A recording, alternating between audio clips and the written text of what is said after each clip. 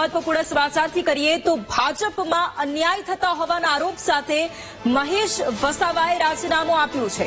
છોટુ વસાવાના પુત્ર મહેશ વસાવાએ ભાજપથી છેડો પાડ્યો છે અને રાજીનામું આપ્યું છે। પોતાના કામને ન્યાય ન મળતો હોવાનો મહેશ વસાવાએ આરોપ લગાવ્યો છે। મહેશ વસાવા કે જેઓ ડેડિયાપાડાના ધારાસભ્ય પણ રહી ચૂક્યા છે। મહેશ વસાવા મારુતિસિંહના માર્ગદર્શનમાં ભાજપમાં જોડાયા હતા। પૂર્વ ધારાસભ્ય છોટુ વસાવાના પુત્ર છે મહેશ વસાવા કે જેઓ ભાજપમાં 11 માર્ચ 2024ના રોજ જોડાયા હતા અને હવે 1 વર્ષ બાદ તેમણે ભાજપથી છેડો ફાડ્યો છે।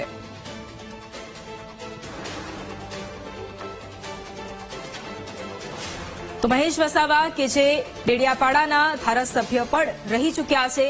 વર્ષ 2022માં છોટુ વસાવા સાથે તકરાર થતા તેઓ ઝઘડિયા બેઠક પરથી ચૂંટણી લડવા માટે ઉમેદવારી પણ તેમણે નોંધાવી હતી અને ત્યારબાદ તેમણે ઉમેદવારી પરત પણ ખેંચી હતી।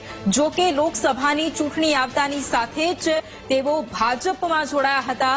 11 માર્ચ 2024ના રોજ તેઓ ભાજપમાં જોડાયા હતા।